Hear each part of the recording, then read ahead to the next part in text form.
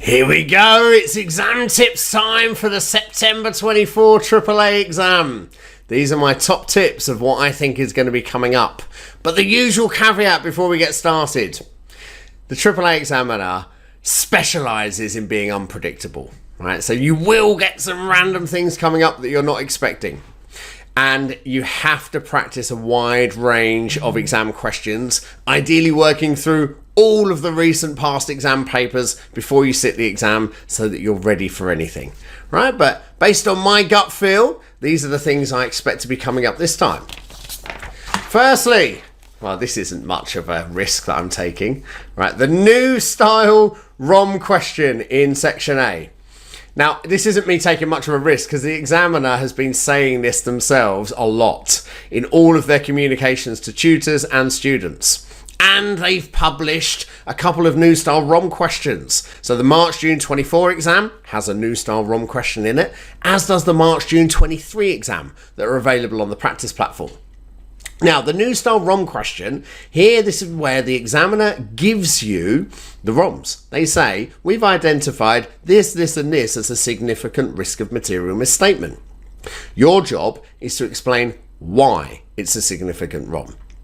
Now, it's pretty similar to a normal ROM question, but with a slight difference. The similarity is that you have to assess whether it's material. You have to explain any incorrect accounting treatment. You have to develop your points using wider facts from the scenario. Like link in wider facts to add a deeper story. That's just like a normal ROM question. But the thing that is slightly different is you've got to really emphasize why it's such a significant ROM, because that's what they're asking you. What is it that makes this one a particularly big deal? So we should need to focus attention particularly here. Now, it could be that there's lots of management judgment involved with this particular balance. And there could be a management bias indicator in the scenario that means we think it's at risk of being misstated. Make sure you are explaining why it's particularly significant in your answer. Next up, again, I'm not taking much of a risk here because the examiner's been doing this a lot recently. When they ask you for audit procedures, they don't just say the audit procedures around the investment or around inventory.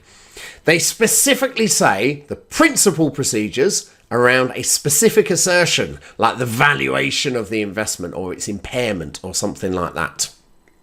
Now, principal means main or big ones, important ones.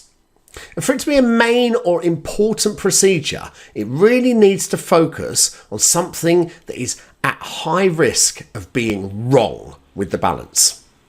A good tactic is to try and find any judgmental areas, anywhere that management have had to make an assumption, because that is the kind of area that is most likely to be misstated. And if you focus your procedures there, you're more likely to earn both technical marks and professional skills credit too.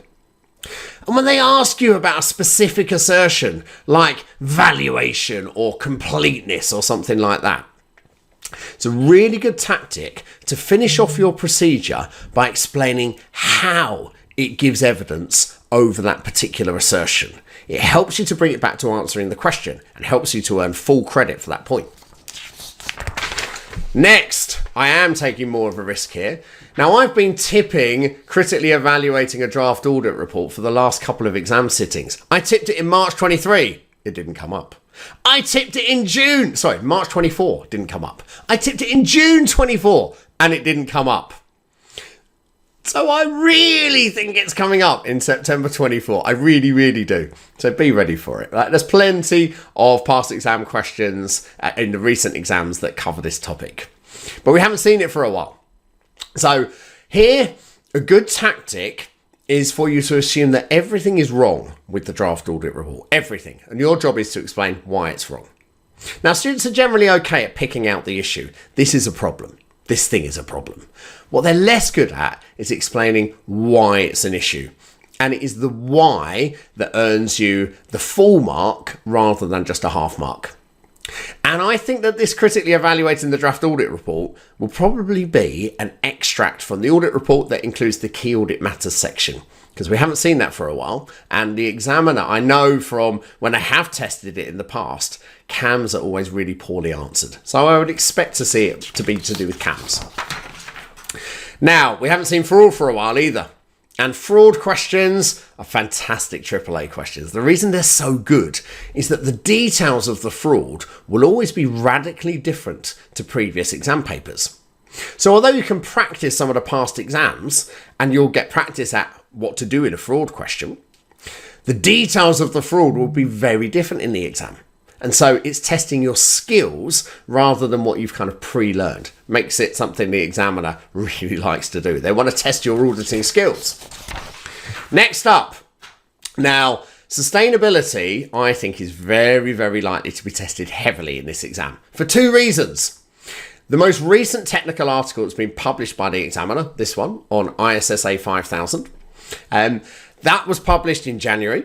And is now actually specifically part of the AAA syllabus. Right? It's been included as a specific element. And sustainability has now been beefed up in the syllabus. Right? It has its own syllabus area. The examiner's way of saying this is a really important topic. Now that is new for September 24. So it's at the front of the examiner's mind, and it is the hot topic within auditing at the minute. So for those two reasons, I think it's very likely to come up in the exam. Make sure you've read that technical article and you are all over it. Now, this is, again, me not making a risky prediction. All right, the examiner has flagged this loads, and if you look at any of the recent past exams, they've got tons of financial reporting in them. So I'm flagging this to you to just give you some advice about preparing for AAA. If you're going to do any last minute revision, which is actual kind of learning revision rather than question practice, make sure that revision is going back over your SBR notes. Typically 10 to 15 marks in the AAA exam rely on your financial reporting knowledge. So it's important that you're really comfortable with all aspects of SBR. Right, that's it for my exam tips for this sitting. Hope you found them useful, and best of luck for the exam.